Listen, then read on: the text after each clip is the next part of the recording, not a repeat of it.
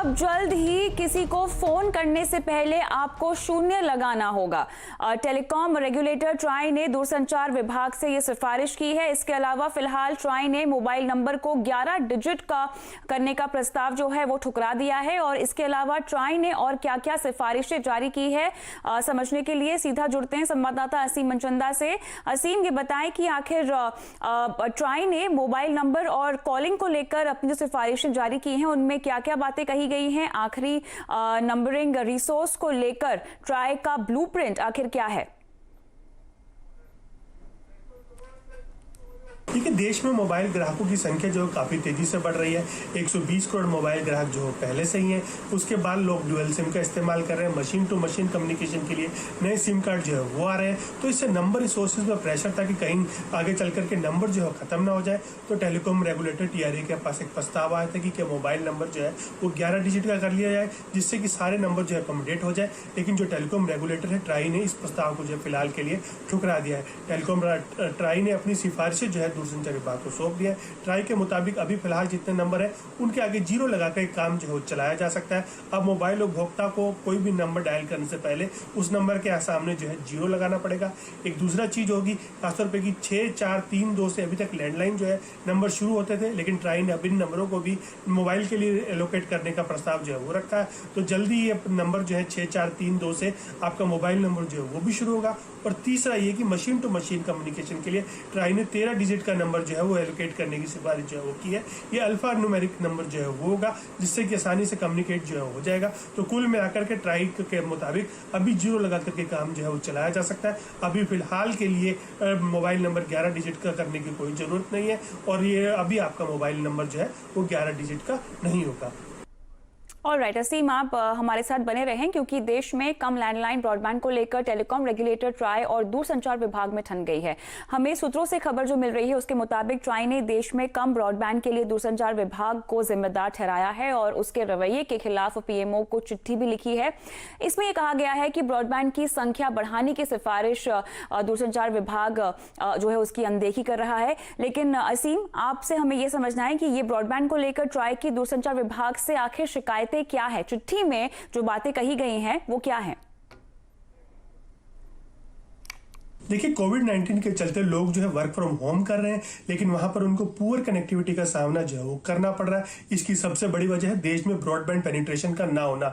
Landline पर मात्र सिर्फ 2 करोड़ लोग जो है वो ब्रॉडबैंड का इस्तेमाल जो है वो करते हैं, जबकि मोबाइल पर 65 करोड़ लोग जो है ब्रॉडबैंड का इस्तेमाल जो है वो करते हैं। तो सरकार ने इसको लेकर के चिंता जताई थी और पूछा था कि किस तरह से ब्रॉडबैंड को बढ़ावा जो है वो दिया जा सकता है। जो हमें सूत्रों के हवाले से जानकारी मिल रही है कि टेलीकॉम रेगुलेटर TRA ने इसका ठीकरा जो है दूरसंचार विभाग के सर पर फोड़ा है। ट्राई के मुताबिक दूरसंचार विभाग जो है ब्रॉडबैंड को बढ़ाने को लेकर के संजीदा जो है वो नहीं है।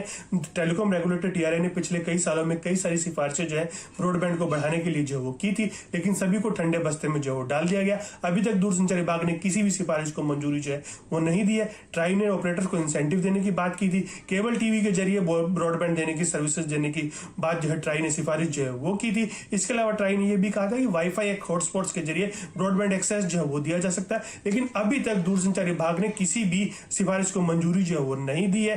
जो ट्राई है उसने प्रधानमंत्री कार्यालय को चिट्ठी लिख करके दूरसंचार विभाग के इस रवैये के प्रति नाराजगी जो है वो भी जताई है। तो जो हमें सूत्रों के हवाले से जानकारी मिल रही है कि अब इसके बाद दूरसंचार विभाग ने इसके ऊपर काम करना जो है वो शुरू कर दिया है और अगले कुछ दिनों में कई बड़ी सिफारिशों को हरी झंडी जो मिल सकती है, जिससे कि देश में ब्रॉडबैंड का दायरा जो है वो तेजी से बढ़ेगा। शुक्रिया असीम, पूरा मामला हमको समझाने के लिए। बात करते हैं अब शेयर बाजार की, जहां पर हफ्ते के आखिरी दिन बाजार मजबूती लेकर बंद हुआ है। निफ्टी में लगातार हमने तीसरे दिन जो है तेजी का सेशन देखा। निफ्टी बैंक ने चौथे दिन बढ़त के साथ क्लोजिंग दी है। निफ्टी जो है 9580 पर बंद हुआ है। लेकिन चलिए, आज से जून सीरीज की भी शुरुआत हुई है, लेकिन पूरा अपडेट लेते हैं हमारे सहयोगी सुमित मल्होत्रा से।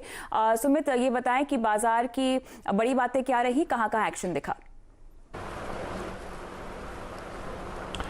देखिए, जून सीरीज की शुरुआत थी और महीने का आखिरी कारोबारी सत्र था, तो भारतीय बाजारों में लगातार तीसरा दिन जबकि खरीदारी का ही दौर देखने को मिला। और आज के लिए जो ड्राइवर रहे उसमें oil and gas, PSU companies जहां पर खरीदारी देखने को मिली। साथ ही साथ आज टेलीकॉम और आईटी को छोड़ते तो मेजरली सभी के अंदर खरीदारी थी, चाहे आप ऑटो देख लें, मेटल देख लें, सब में मोर लेस बाइंग देखने को मिली।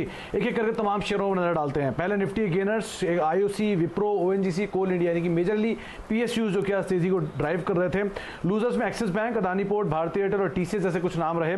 मिड कैप गेनर्स में आईडीएफसी फर्स्ट, जीएमआर इंफ्रा, महानगर गैस और टोरेंट पावर कुछ नाम जो कि आज तेजी में रहे। मिड कैप लूजर्स में CSC, Jubilant foods, Tata consumer और एलआईसी हाउसिंग फाइनेंस जैसे शेयरों में आज कुछ दबाव बनता हुआ दिखाई पड़ा। इसके अलावा एफ&ओ गेनर्स में से आइडिया एक अच्छी खबर के बीच शेयर में तेजी देखने को मिली। इसके अलावा आईडीएफसी फर्स्ट, आईसीआईसीआई प्रूडेंशियल और आईओसी कुछ और ऐसे नाम जहां पर खरीदारी रही। एफ&ओ लूजर्स में Ashok Leyland, power finance, Tata consumer और जुबिलेंट फूड ये कुछ ऐसे नाम रहे जहां पर आज बिकवाली आते हुए दिखाई पड़ी। दो तीन प्रोमिनेंट सेक्टर जैसे ऑयल एंड गैस में ओएनजीसी, आईओसी, बीपीसीएल या ऑटो में से भारत फोर्ज, बजाज ऑटो, मारुति ये कुछ ऐसे नाम रहे जो कि आज तेजी के अंदर कामकाज करते हैं। एक सेक्टर और जैसे कि रियल्टी जहां पर आज जोरदार खरीदारी रही और उसके अलावा आज रिजल्ट्स के आधार पर रेन इंडस्ट्री, एलटी बिल्कुल, तो काफी एक्शन भरा दिन हमने आते हुए देखा और बाजार की लेकिन आज मजबूत क्लोजिंग। शुक्रिया सुमित तमाम डिटेल्स के लिए। इसी के साथ आवाज समाचार में इतना ही, लेकिन खबरों की तमाम अपडेट के लिए सीएनबीसी आवाज के साथ ही रहिए ट्विटर, फेसबुक, यूट्यूब के जरिए। नमस्कार।